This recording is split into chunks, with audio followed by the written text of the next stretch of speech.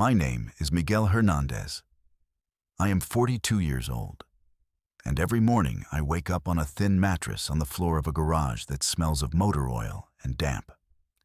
It is 5:30 in the morning, and the alarm on my cell phone breaks the silence like a desperate cry. The December cold in Chicago seeps through the cracks in the metal door, and my bones creak as I sit up. The concrete beneath my back has left its mark on my body over the last 8 months. Next to me, in a cardboard box I found behind the supermarket, I keep my few belongings. 2 changes of clothes, a crumpled photo of my family, my Mexican passport, and the rosary my mother gave me before she died.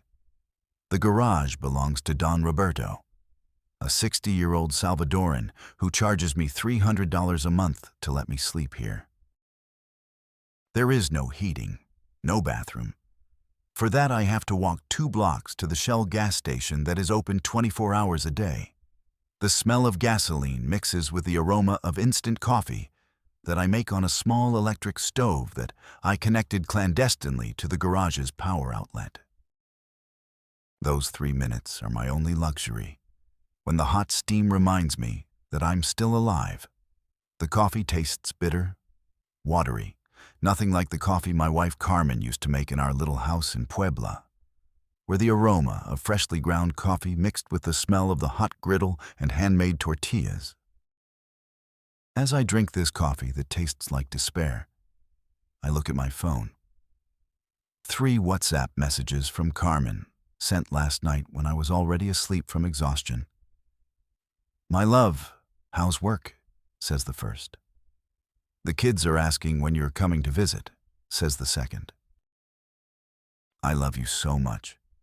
I hope you're eating well in your nice apartment," says the third. Every word is a stab in my chest. Nice apartment. If she only knew that my apartment is this 3x4 garage where water drips from the ceiling on stormy nights and I have to put buckets down so my mattress doesn't get wet. If she only knew that my refrigerator is a plastic cooler where I keep a bottle of water and sometimes, when I'm lucky, a Subway sandwich I didn't get to eat. Outside the garage, I hear the first sounds of the city waking up. The roar of garbage trucks, the whistle of the train passing 6 blocks away, the English shouts of construction workers already on their way to work. Chicago in December is a beast of steel and ice that devours men like me, who came here chasing an American dream that turned out to be a nightmare in disguise. I get up and feel every muscle in my body protest. I've been sleeping on the floor for so long that I've forgotten what a real bed feels like. My joints sound like an old man's, even though I'm only 42. In Mexico, I worked in a textile factory, but it was office work.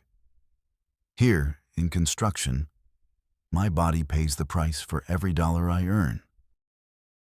As I get dressed in the clothes I washed yesterday in the sink at the gas station, I can't help but remember how it all started.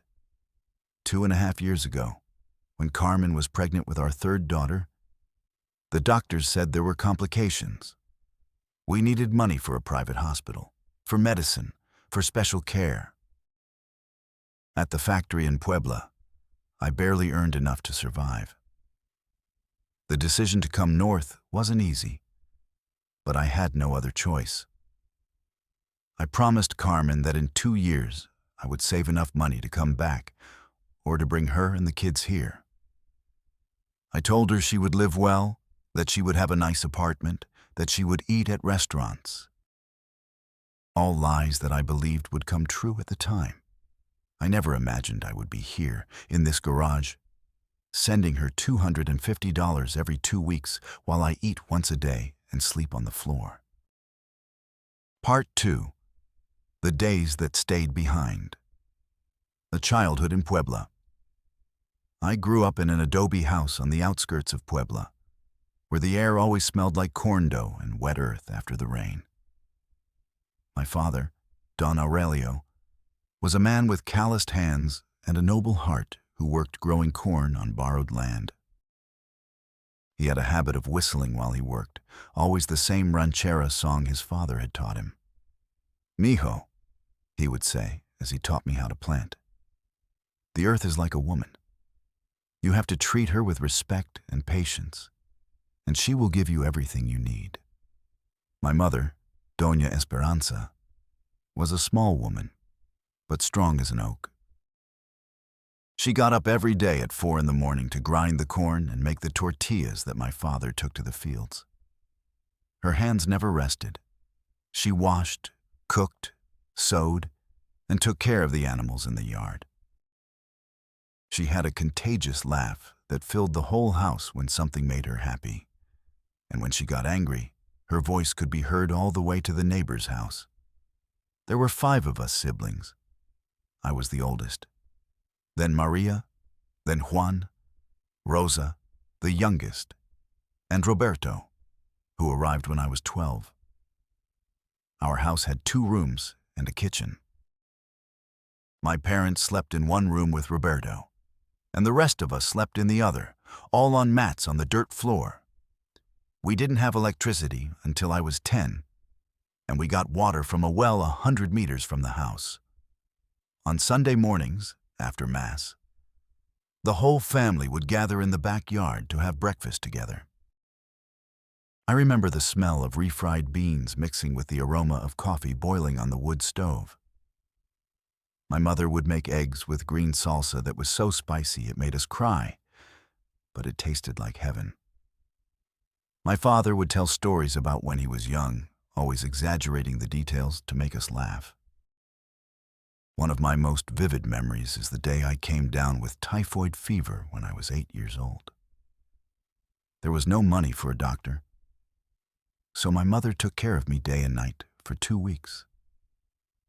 I remember her cool hands on my burning forehead, her whispered prayers, the bitter taste of the herbs she gave me. "You're not going to die, mijito," she kept telling me. "You still have so much to do in this world." She was right. But I never imagined that what I had to do would take me so far from home. School years and first jobs. The elementary school was 3 kilometers from my house, and every day I walked barefoot along the dirt path that wound through the cornfields. Teacher Elena, a thin woman with thick glasses, taught me to read and write. She had infinite patience and always smelled like rose water. "Miguel," she would say to me, "you have a good head for numbers. If you study, you can go far." But getting far required money that we didn't have. When I finished elementary school, my father needed help in the fields. At 14, I left school and began working from sunrise to sunset, planting and harvesting corn. My hands became calloused, my back grew accustomed to pain, and my dreams of studying faded away like smoke from a comal. My first paid job was at Don Jacinto's store, a fat, sweaty man who sold groceries in the center of town. He paid me 50 pesos a week to carry sacks of beans and rice, sweep the store, and serve customers when he wasn't there. Don Jacinto had a habit of drinking beer from noon on, and the more he drank, the ruder he became. "Indian asshole," he would yell at me when I dropped something. "That's why you're fucked, because you're lazy." I put up with his insults for 6 months because I needed the money to help out at home. But one day he went too far. There was a girl in town, Lucia, who came to buy milk for her sick mother. Don Jacinto always said obscene things to her and touched her hands when he gave her change.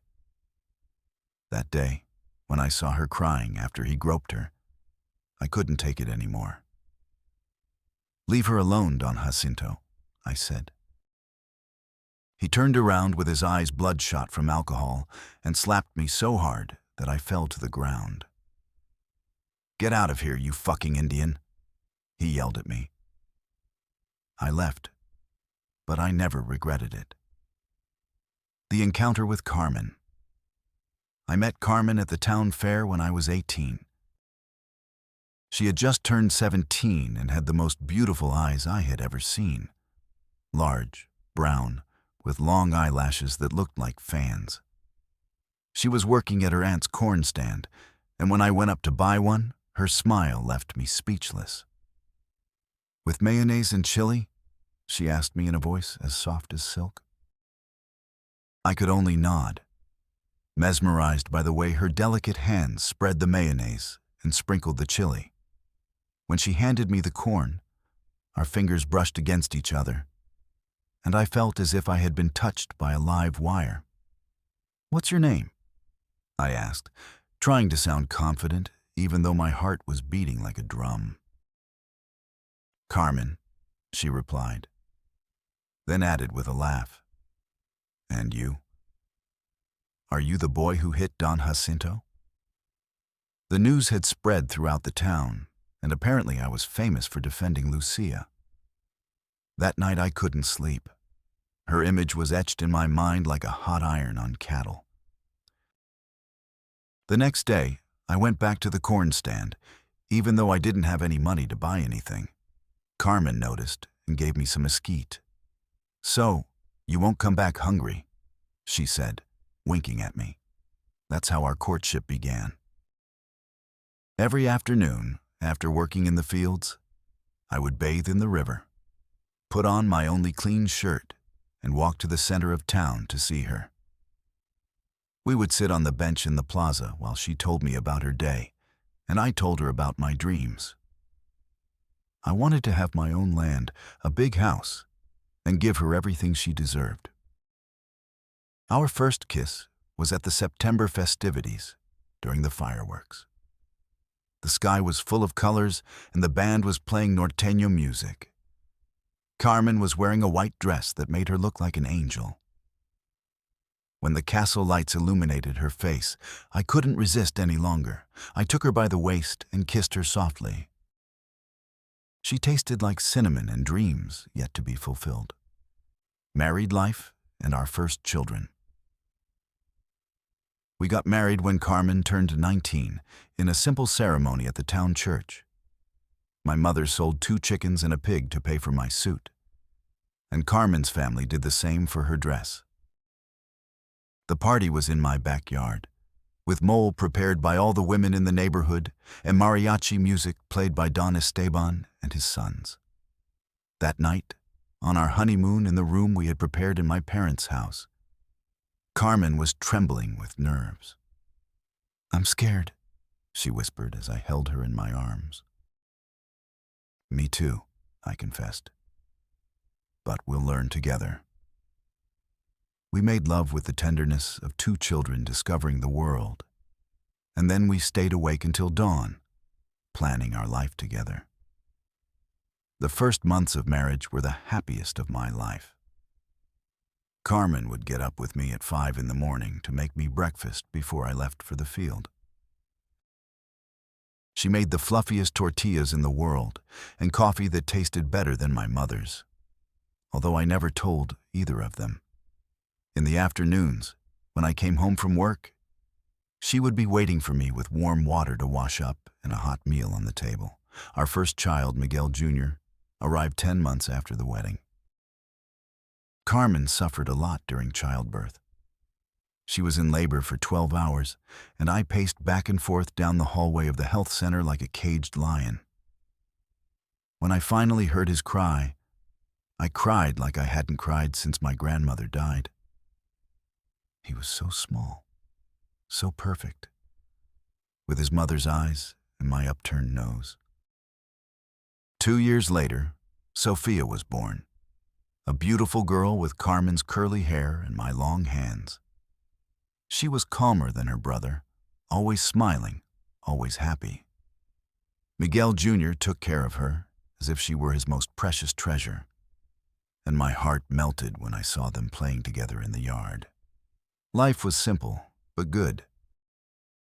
We had managed to rent a small 2-bedroom house near the center of town, and I had found work at Don Raul's textile factory.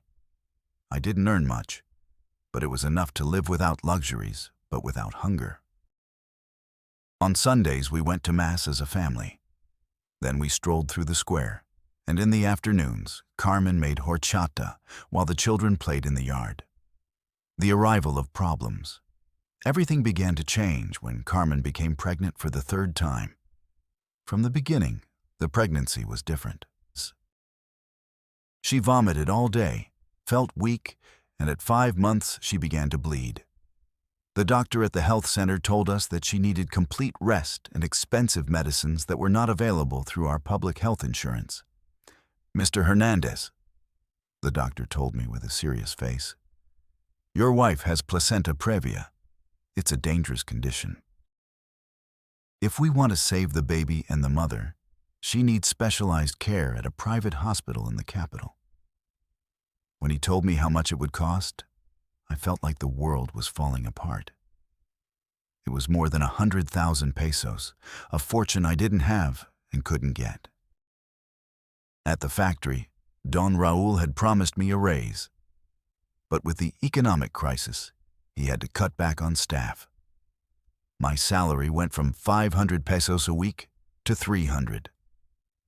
With rent, food, the children's expenses, and now Carmen's medicine, I couldn't even make it halfway through the month. I started looking for extra work. On weekends, I carried bags at the market. And during the week, I worked late at the factory without getting paid overtime. I sold my bicycle, my television, everything I had of value. But it wasn't enough.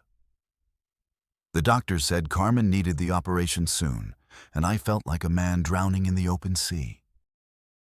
One night, as I watched Carmen sleep restlessly, one hand protecting her swollen belly, I made the decision that would change our lives forever.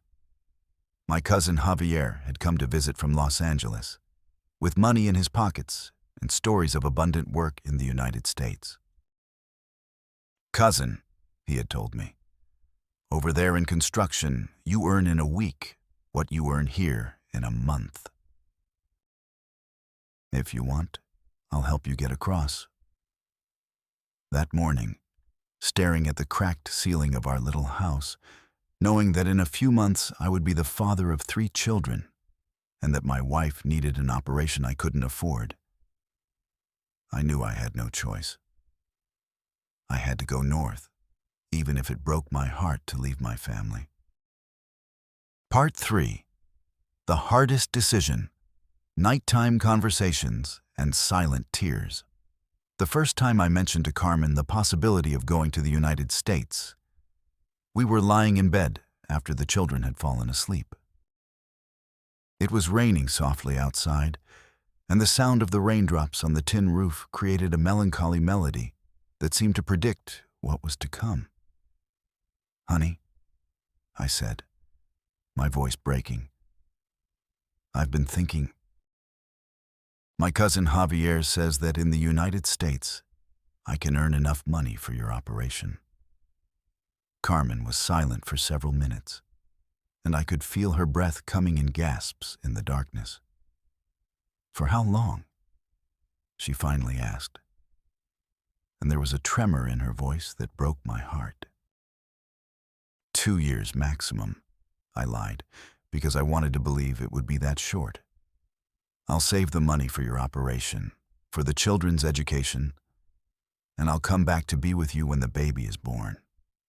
Carmen began to cry silently, those tears that fall without sobs but hurt more than any scream. "What if something happens to me during the operation and you're not here?" she asked me. "What if the baby is born and doesn't know her father?" Each question was a dagger in my chest, but I knew I had no other choice. "Nothing bad will happen," I said, hugging her, feeling her belly move between us. "I'll send you money every week. I'll call you every day. In 2 years I'll be back, and we'll have a better house, money in the bank, and we'll never be in need again." Those conversations went on for weeks. Carmen cried every night, and I pretended to be sure of my decision, but inside I was scared to death. What if I couldn't find a job? What if I got deported? What if something happened to Carmen while I was away? Preparing for the trip, my cousin Javier introduced me to a coyote who called himself El Güero, even though he was darker than me. He was a tall, thin man with gold teeth and a scar across his left cheek. "It's $5,000, he said bluntly. $3,000 before you leave, $2,000 when you get to Los Angeles." It was a fortune I didn't have, but he knew the business. "You connect with people there who have already made it," he explained as he smoked one cigarette after another. "They pay you the rest when you get a job. But if you chicken out along the way or get caught by immigration, your money is no longer my problem." His words were cold as steel, but it was my only option. To get the initial $3,000, I had to sell everything we owned. The dining room table I had inherited from my grandmother, the refrigerator that had taken me so long to buy, Carmen's jewelry, even the sewing machine she used to make extra money sewing clothes for the neighbors. The hardest part was asking my brother Juan for money. He worked as a bricklayer and didn't have much either, but he lent me 1,500 pesos on the condition that I pay him back with interest. "Miguel," he said with tears in his eyes, "I hope you know what you're doing. This family needs you here." "I know, brother," I replied, "but right now they need the money more than they need me. When I come back, I'll pay you back everything you're lending me and more." How naive I was to think it would be that easy. I also had to talk to my parents. My mother cried for 3 days when I told her my plan. "Son," she said as she hugged me, "those who go north never come back the same. Some never come back at all." My parents had lost 2 neighbors in the desert, and they knew stories of families destroyed by migration. My father, always a man of few words, took me aside the day before I left. "Son," he said in a hoarse voice, "I'm not going to lie to you. What you're about to do is very dangerous. But I understand why you're doing it.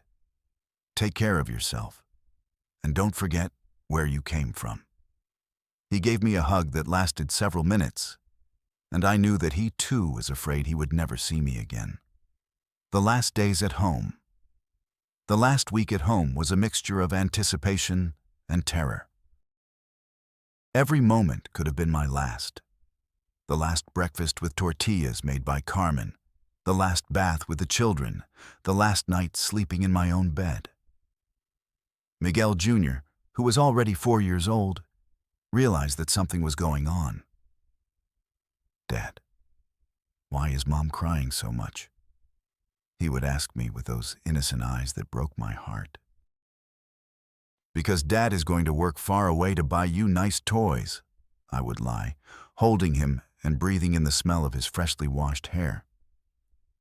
Sophia, who was 2, was too young to understand, but she seemed to sense the tension in the house.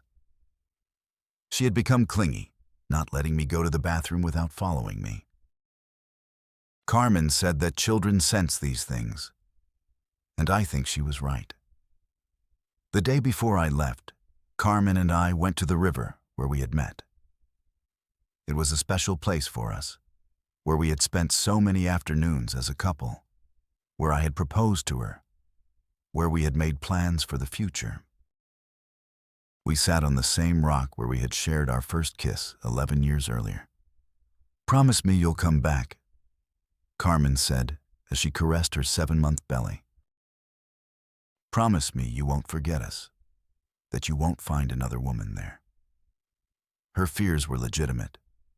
We had heard stories of men who went north and never returned, who started new families and forgot the ones they left behind. "I promise I'll come back," I said, taking her hands. "And I promise I'll be your husband until the day I die." "You are the love of my life, Carmen. Nothing and no one will ever change that." At that moment, I believed every word I said. I didn't know that distance and despair have the power to change even the most faithful man. The night before I left, though my last night at home, I couldn't sleep a wink. I lay awake watching Carmen sleep, memorizing every detail of her face. Her long eyelashes, the little scar on her chin from when she was a child, the way she pursed her lips when she dreamed. I knew that for many nights, that image would be my only companion. At 3 a.m, Miguel Jr. woke up and came to our bed.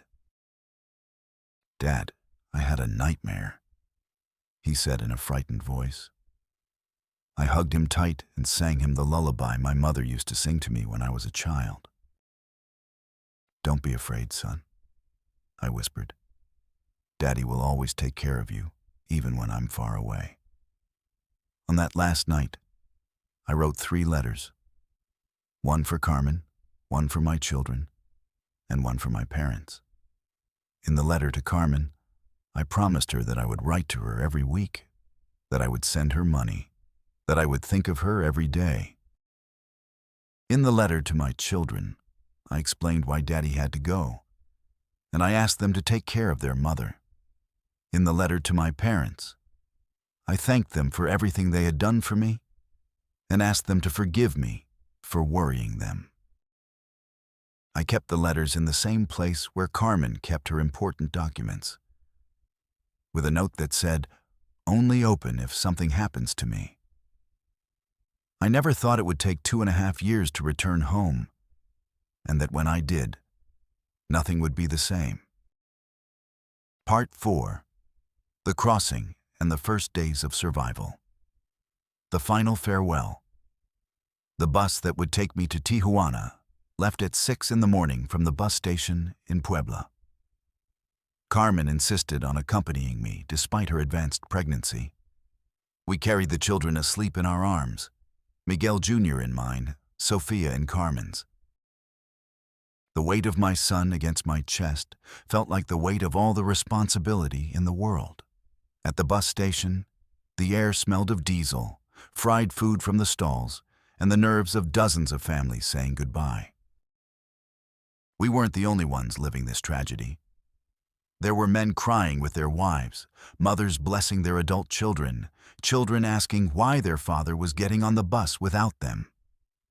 "Take care of yourself," Carmen told me over and over, as if the words were a protective shield. "Eat well. Don't do anything dangerous. Call me as soon as you arrive." Her hands trembled as she smoothed my shirt, as if it were the last time she would ever be able to do so. Miguel Jr. woke up just as they were calling passengers to board. "Dad, are you going to bring me a present?" he asked me in a sleepy voice. "Yes, son," I replied with a lump in my throat. "I'll bring you lots of presents." At that moment, Sophia also woke up and began to cry, as if she sensed that something bad was happening. The last hug with Carmen lasted an eternity and a second at the same time. I felt her belly against mine, feeling the kicks of our unborn daughter. "Tell the baby that Daddy loves her," I whispered in her ear. "Tell her yourself when you come back," she replied, sobbing. Getting on that bus was the hardest thing I had ever done in my life. As I found my seat by the window, I saw Carmen standing on the platform with the children, waving and trying to smile. The bus pulled away, and I pressed my face against the window to watch them until they disappeared into the crowd. That image was burned into my retinas. The journey to the border. The trip to Tijuana took 36 hours. I shared a seat with an older man from Oaxaca who was also crossing the border. His name was Don Eusebio, and he was 62 years old. But necessity had forced him to attempt the crossing for the first time in his life. "My granddaughter needs heart surgery," he told me with tears in his eyes. "The doctors say that if she doesn't have the operation soon, she could die." During the trip, Don Eusebio and I kept each other company by telling each other our stories. He had sold his 2 cows and borrowed money from the whole family to pay the coyote. "I never thought I'd be doing this at my age," he told me as we watched the Mexican landscape go by through the window. "But when it comes to family, you do whatever it takes." At every bus stop, he called Carmen from the payphones. "How are you feeling?" he would ask. "Are the girls kicking a lot?" He always ended the calls by saying, "I love you," and listening to her broken voice reply, "I love you too. Come back soon." When we arrived in Tijuana, the contrast with my hometown was like arriving on another planet. The city was huge, noisy, and smelled of smog and desperation. There were street vendors everywhere, children begging for money, and a general sense of chaos that made me nervous immediately. El Güero picked us up in a beat-up van, along with 8 other men who were also crossing. We all came from southern Mexico: Chiapas, Oaxaca, Puebla, Guerrero. We were farm workers, construction workers, factory workers, all united by the same economic desperation and the same American dream. The safe house. They took us to a house on the outskirts of Tijuana, where we would spend 3 days waiting for the right moment to cross. It was a small, dirty house with windows covered with cardboard so no one could see inside. We slept on the floor, 15 men in 2 rooms, eating beans and hard tortillas once a day. The smell of the house was a mixture of sweat, fear, and lack of hygiene. There was no hot water, and we were only allowed to use the bathroom 2 at a time at night. During the day, we had to be quiet so as not to attract the attention of the neighbors. El Güero had warned us, "If you make noise, if someone sees you, if some asshole gets nervous and rats us out, we're all fucked." In that house, I met Roberto, a 19-year-old from Chiapas, who had come alone because his family had lost their coffee farm to a plague. "It's my first time away from my village," he told me on the first night, trembling not only from the cold, but also from fear. "I can't even read very well, but they say that on the other side, it doesn't matter if you can read. The important thing is to work hard." There was also Tomas, a 45-year-old man from Guerrero, who had already crossed 3 times before. "The first time is the hardest," he told us with the experience of someone who knew the routine. "But then you get used to it. The trick is not to think about your family, not to think about anything, just walk and follow the Polero's instructions." The nights in that house were the longest of my life. As I listened to the snoring and whispering of the other men, I thought of Carmen sleeping alone in our bed, probably with one hand protecting her belly. I thought of Miguel Jr., wondering where his dad was, and of Sophia looking for me all over the house.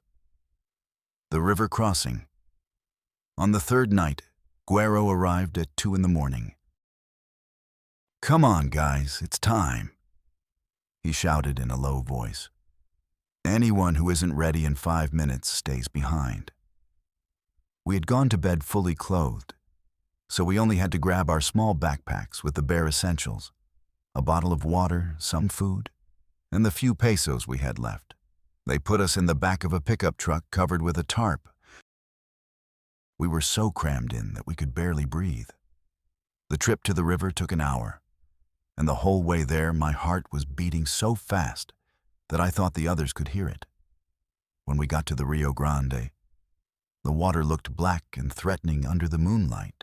The water was freezing and came up to our chests.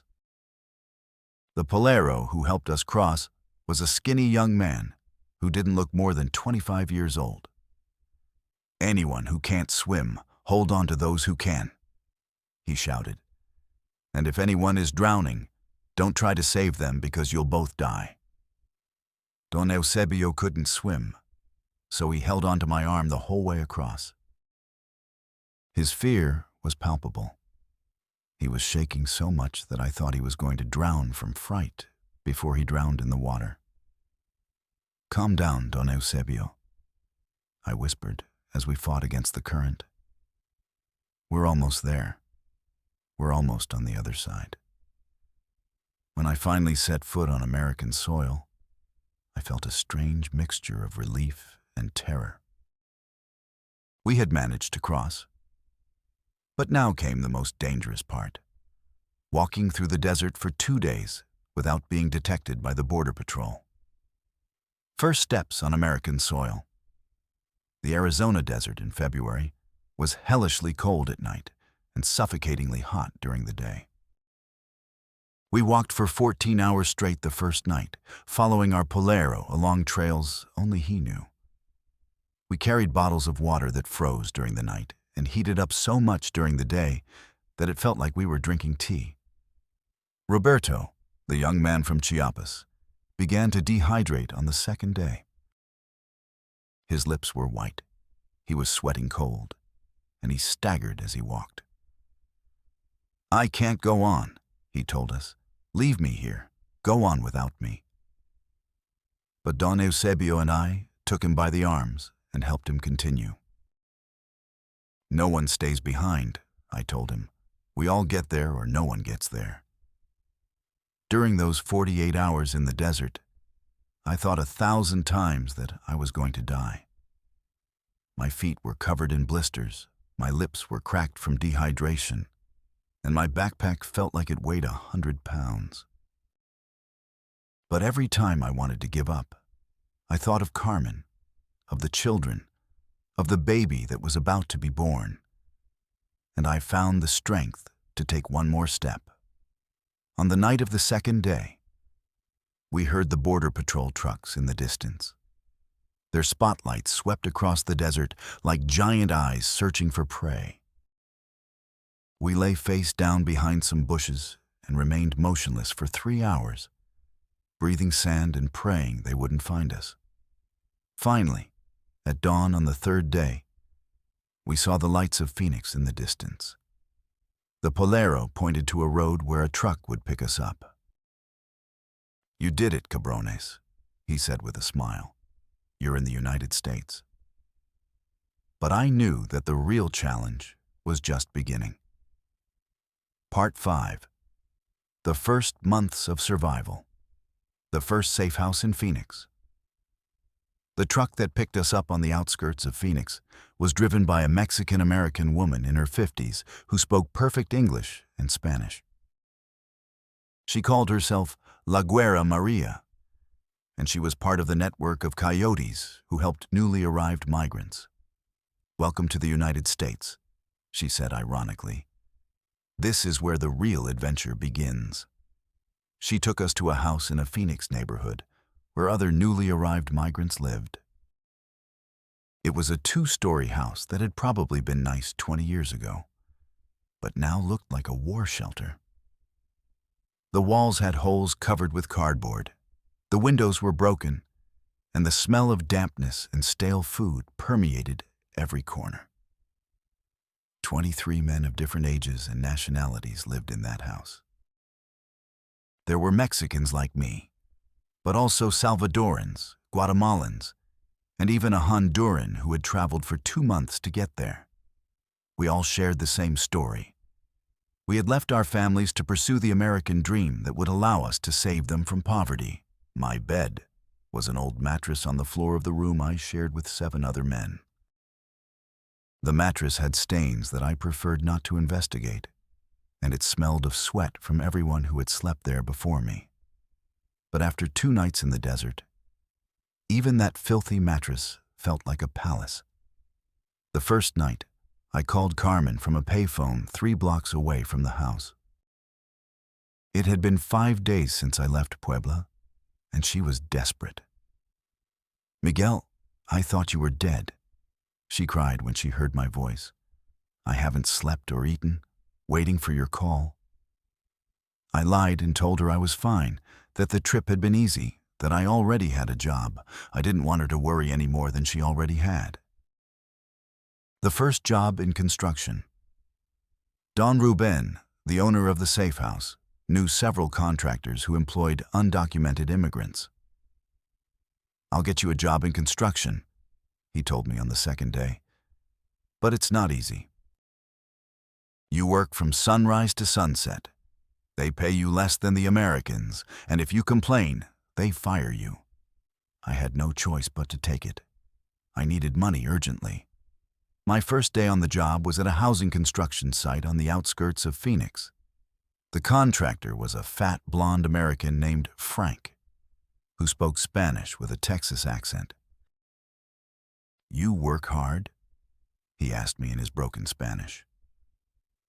"Yes, sir," I replied, even though I had no idea what it meant to work hard until that day. The job consisted of carrying cement blocks weighing more than 20 kilos each from the trucks to where the bricklayers needed them. Under the Arizona sun, which was already brutal in March, I carried thousands of blocks for 12 hours straight. My hands, accustomed to office work in the textile factory, were covered with blisters within the first 2 hours. I worked alongside 6 other Mexicans, all undocumented, all with stories similar to mine.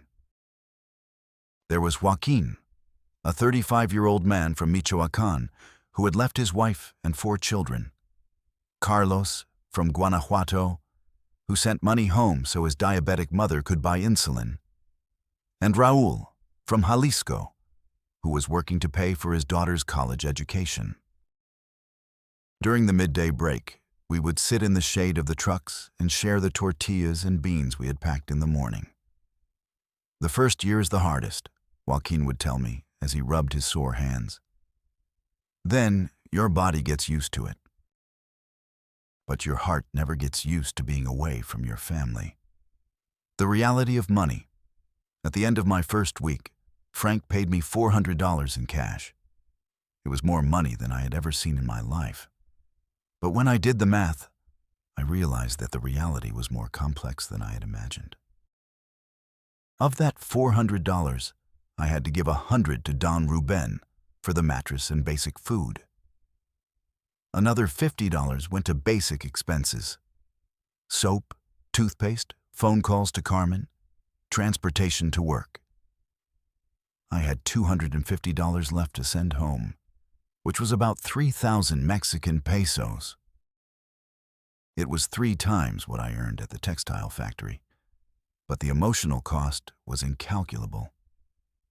The first time I went to Western Union to send money to Carmen, my hands were shaking as I filled out the form. I sent $200 and kept $50 for emergencies. When I called Carmen to give her the confirmation number, she started crying with joy. "Miguel, that's more money than we've ever seen," she said. "The kids are going to be so happy when they find out that Daddy sent them money." But I knew that $200 wasn't enough for Carmen's operation, which cost the equivalent of $10,000. At that rate, it would take me 50 weeks to save up the money, and Carmen couldn't wait that long. I had to find a way to make more money, faster, looking for additional work. To earn more money, I started looking for extra jobs during the evenings and on weekends. Don Ruben hooked me up with a Mexican restaurant that needed someone to wash dishes on Friday and Saturday nights. The owner was a second-generation Mexican who spoke perfect English but Spanish with a pocho accent.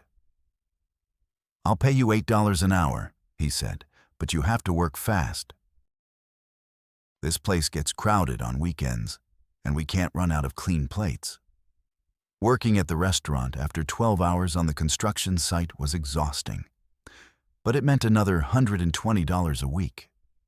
On Sundays, I started working in the gardens of wealthy homes in Scottsdale. A co-worker from the safe house taught me how to use the lawn mowers and explained how to convince rich Americans that they needed their gardens to look their best.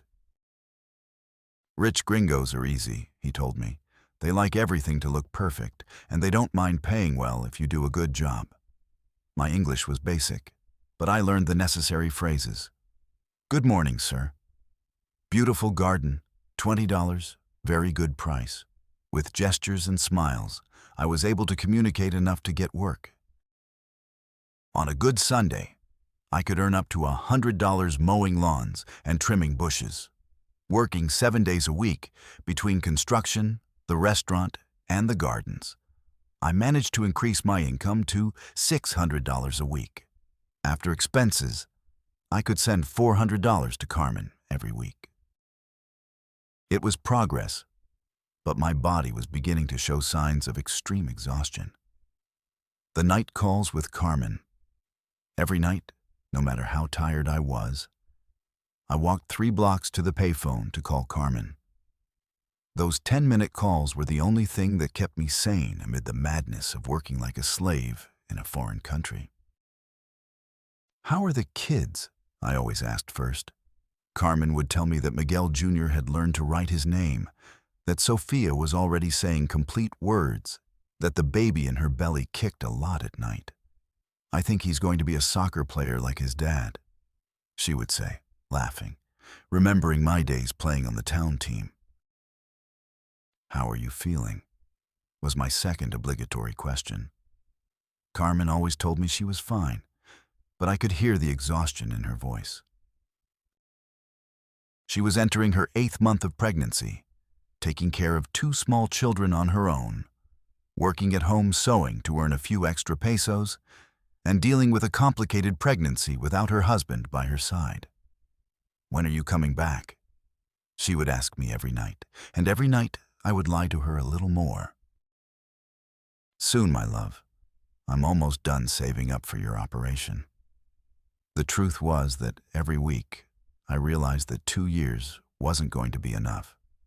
Life in the United States was more expensive than I had calculated, and the money was disappearing faster than it was coming in.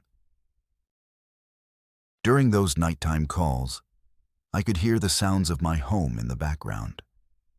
Miguel Jr. playing with his cars, Sophia babbling while watching television, the noise of the griddle where Carmen was preparing tortillas for dinner. Those familiar sounds transported me home for a few seconds. But when I hung up the phone, the reality of the payphone on a corner in Phoenix hit me like a punch in the gut. The birth of my 3rd daughter. On April 15th, while I was loading cement blocks under the relentless Arizona sun, I received the call I had been waiting for and dreading for months.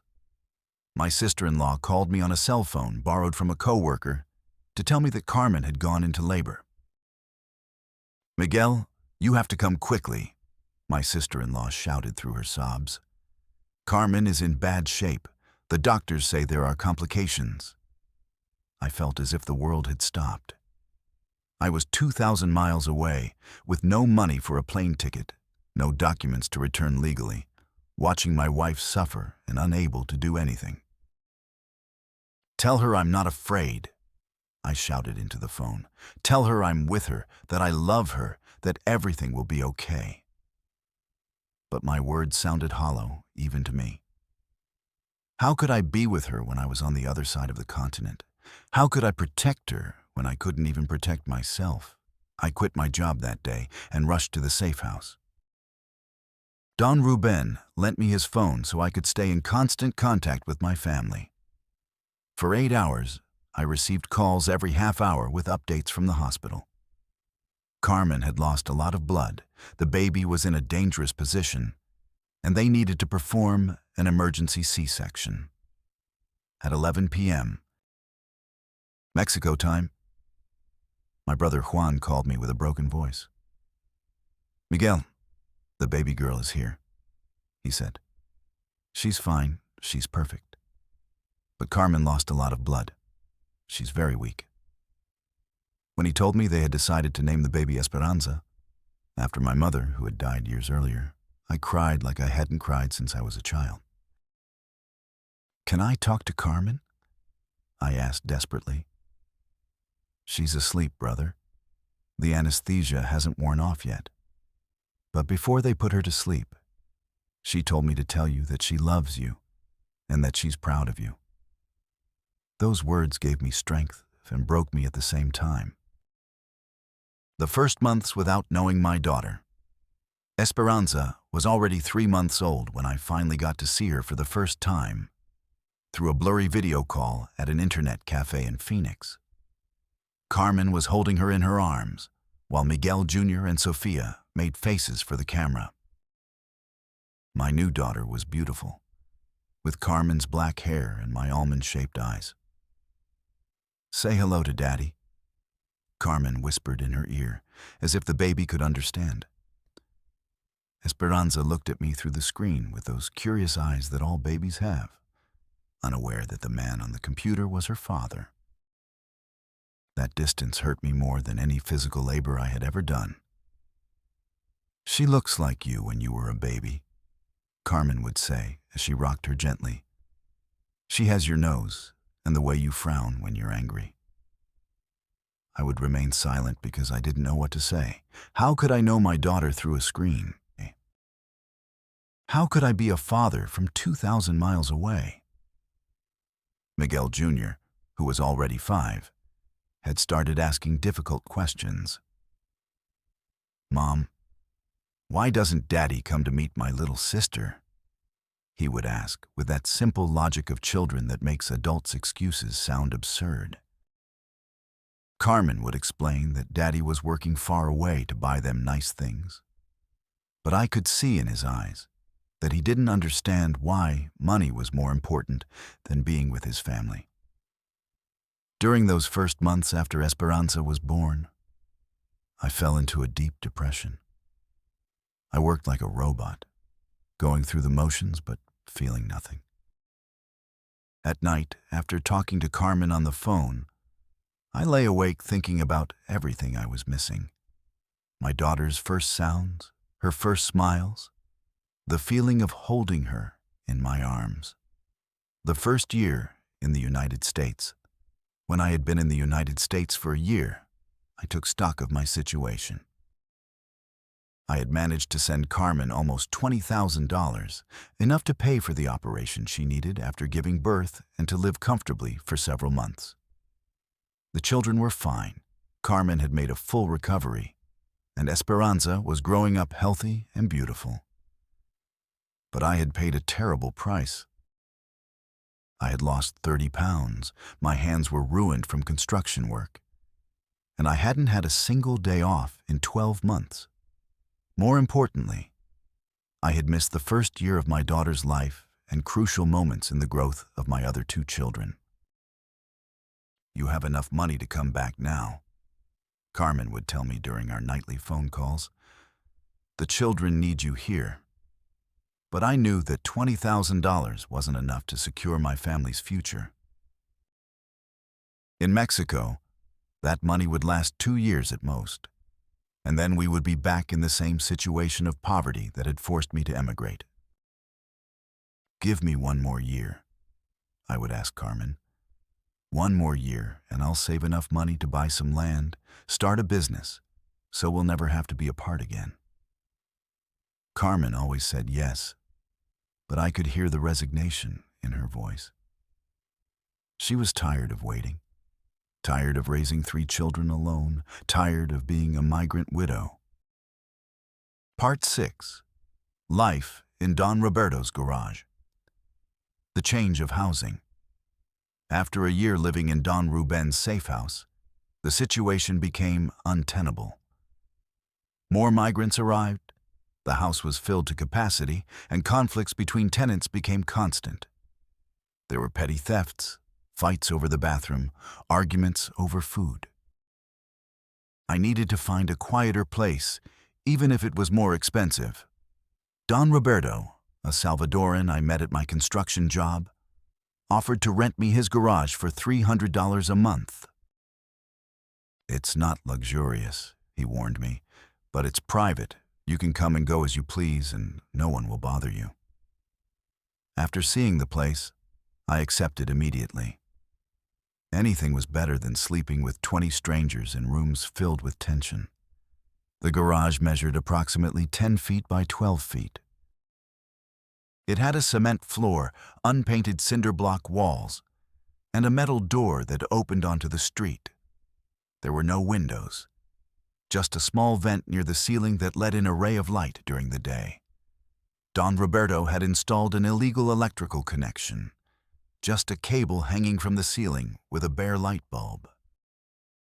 My move consisted of bringing my 2 changes of clothes, a photo of my family, and the old mattress I had bought at a flea market for $20. I also bought a plastic cooler that served as a refrigerator, a small electric stove, and a bucket to hold water. It was all I needed to survive, although it could hardly be called living. The first night in the garage, I sat on my mattress listening to the sounds of the street. Cars passing by, dogs barking, music coming from neighboring houses. The silence after the constant noise of the safe house was strange, almost unsettling. For the first time in a year, I was completely alone with my thoughts, and I wasn't sure if that was good or bad. The survival routine. My routine in the garage became a perfect survival machine. I got up at 5:30 in the morning when my phone alarm went off. The first challenge of the day was finding a bathroom. I walked 2 blocks to the Shell gas station that was open 24 hours. The night clerk, a young American with tattoos, already knew me and let me use the bathroom without buying anything. After the bathroom break, I would return to the garage to make instant coffee on my electric stove. It was the only luxury I allowed myself each morning. Those 3 minutes when the steam from the coffee reminded me that I was human. While I waited for the water to boil, I would wash my face and brush my teeth in a portable sink I had improvised with a bucket and a bottle of water. Breakfast consisted of a sweet roll and a banana that I bought at the corner store. The owner was a Mexican from Sonora who sold me everything cheaper because he knew my situation. "We're all in the same boat here," he would say as he gave me my change. "Some days are good, other days are tough, but you always have to keep going." At 6:30 a.m., I was waiting on the corner where Jose, a Colombian who worked at the same construction site, passed by. He gave me a ride to work for $5 a week, which was much cheaper than the public bus. During the half-hour ride, Jose would tell me about his family in Bogota, and I would tell him about mine in Puebla. Those morning conversations were sometimes the only normal human interaction I had all day. Winters in the garage. The first winter in the garage almost killed me. Chicago has brutal winters, and the garage had no heat. During December and January, temperatures dropped to 20 degrees below zero. My breath condensed into white clouds, and sometimes I woke up with frost on my eyelashes. I bought 4 used blankets at the Salvation Army for $30 and slept fully clothed, including a hat and gloves. Even so, many nights I couldn't sleep because of the cold. I lay awake shivering, doing isometric exercises under the blankets to generate body heat, counting the minutes until morning. The water in my cooler would freeze during the coldest nights. I had to defrost it with the electric stove every morning, a process that took another 15 precious minutes. Sometimes, when I was desperate to warm up, I would turn on the stove just to feel the heat, even though I knew it was dangerous in such a small space. During a particularly severe snowstorm in February, I couldn't leave the garage for 2 days. The metal door had frozen shut, and the snow had blocked the entrance. I survived by eating saltine crackers and drinking melted water. When I was finally able to leave, I seriously considered returning to Mexico, even without any money. "Are you eating well?" Carmen would ask me during our calls. "Aren't you cold in your apartment?" "No, my love. I have heat here and I eat 3 times a day." I would lie to her as I shivered in my freezing garage, eating my only food of the day, a ham and cheese sandwich I had bought at Subway. Nights of extreme loneliness.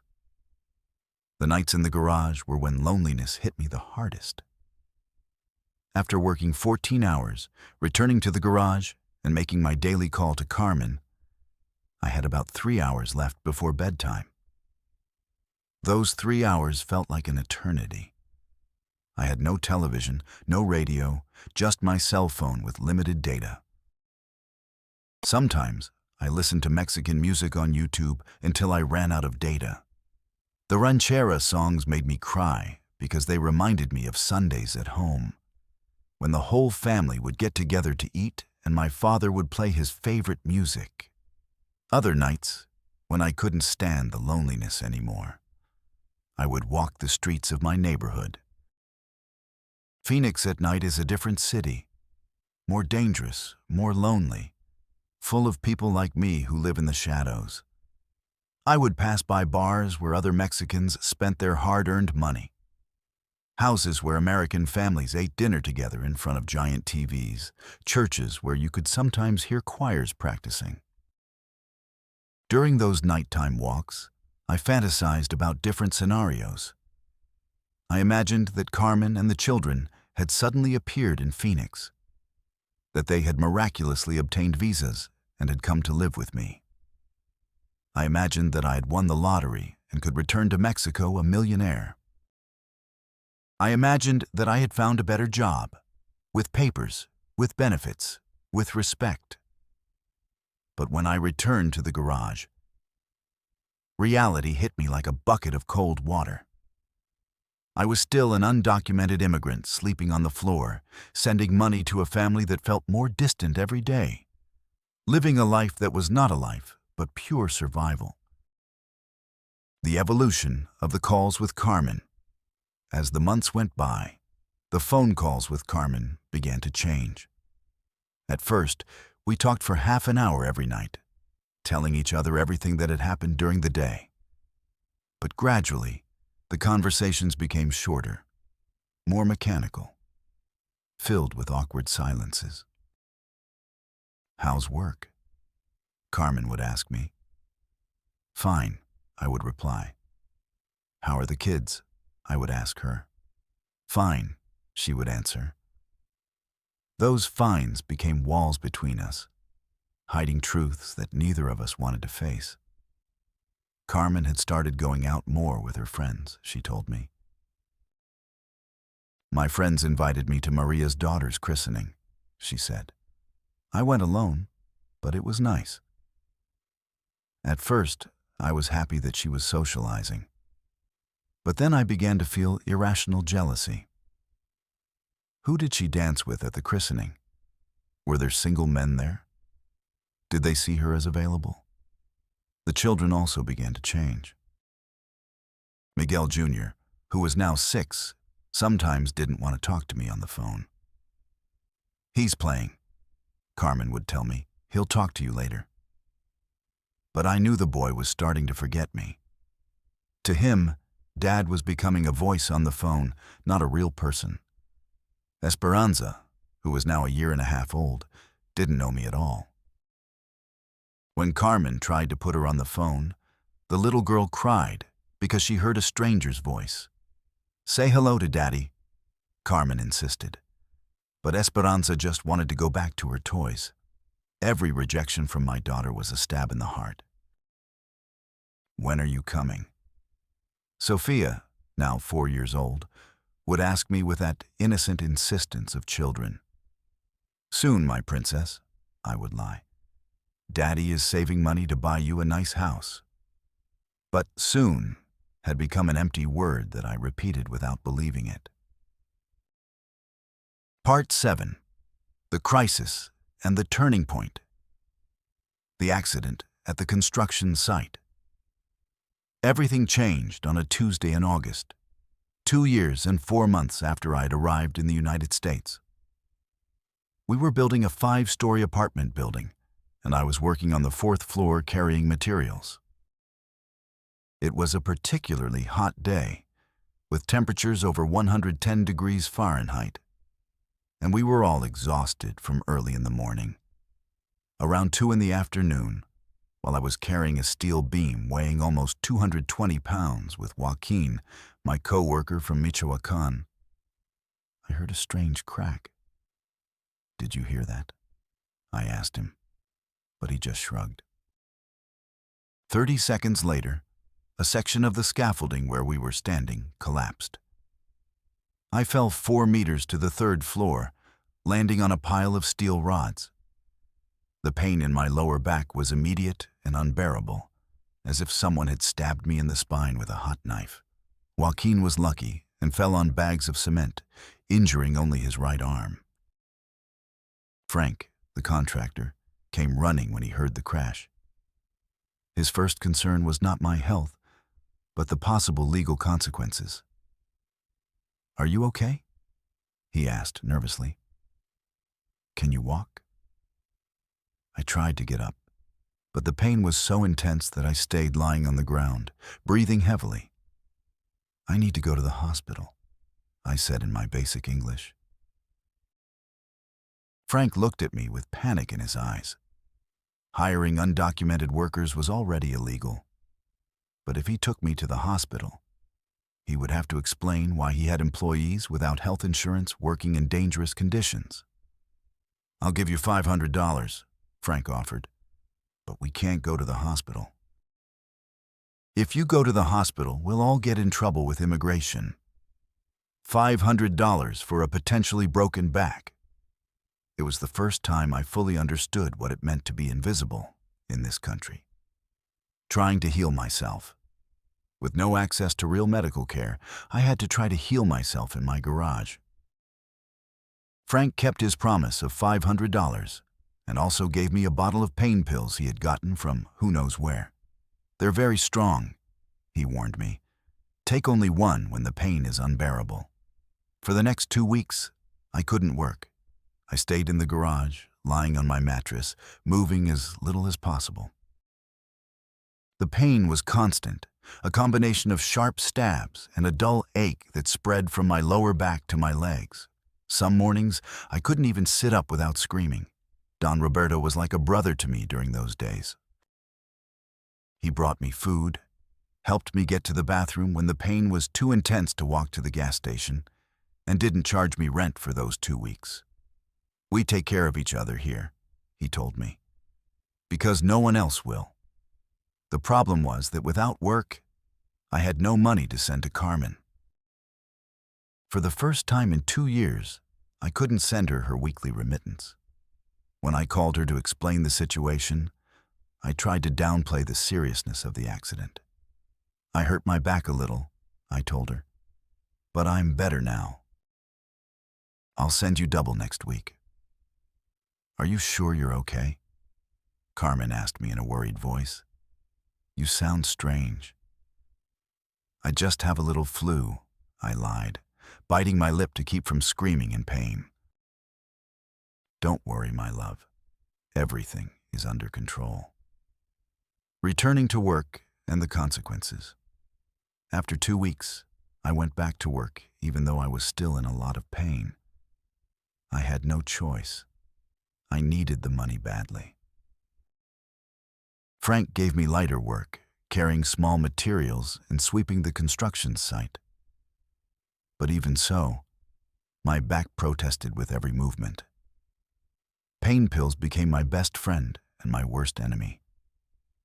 They allowed me to work, but they left me with a foggy mind and an upset stomach. I started taking one in the morning, but soon I needed one in the morning and one in the afternoon. Within 2 months, I was taking 4 pills a day just to function. My performance at work deteriorated significantly.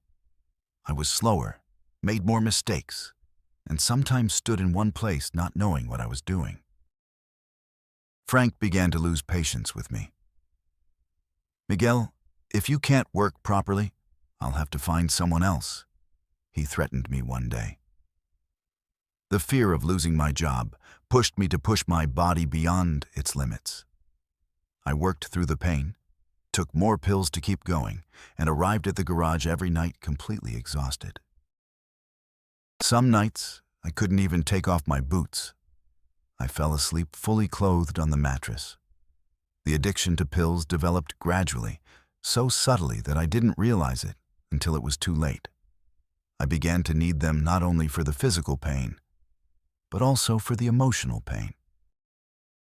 With the pills, I could endure the loneliness of the garage, the longing for my family, the despair of my situation. The calls become more difficult. The effect of the pills made phone calls with Carmen increasingly difficult. Sometimes I would fall silent in the middle of conversations, lost in my own cloudy world. Other times, I would speak very slowly, slurring my words in a way that Carmen noticed immediately. "Miguel, are you taking something?"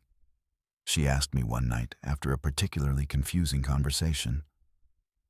"No, my love, I'm just really tired from work," I lied. "I'm just really tired." Part of it was true. I was tired to the bone, tired in a way that sleep couldn't cure.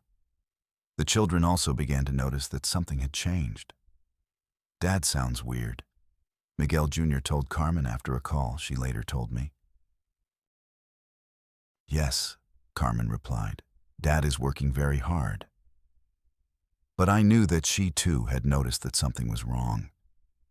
Conversations became shorter and more sporadic. We used to talk every day, but with the pills, I sometimes forgot to call. Or I would call very late, when Carmen had already gone to bed. Or I would call but have nothing coherent to say, so the conversation would end quickly. "When are you coming to visit?" Carmen would ask me, with less and less hope in her voice. "Soon," I would reply, but the word had lost all meaning. Soon had become never, and we both knew it, even though neither of us said it. The moment of realization. The moment I realized that my life had spiraled out of control came one night in November, after 2 years and 8 months in the United States. I had returned to the garage after working 14 hours, taken 3 painkillers, and called Carmen as usual. During the call, Esperanza, who was already 2.5 years old, started crying in the background. "Tell her to shut up," I yelled at Carmen with an aggressiveness that surprised even me. "She's my daughter, Miguel," Carmen replied in a cold voice, "and she's crying because she has a fever." "I'm sorry," I said immediately. "I'm sorry, my love. I didn't mean to yell at you. I'm just very tired." But the damage was already done.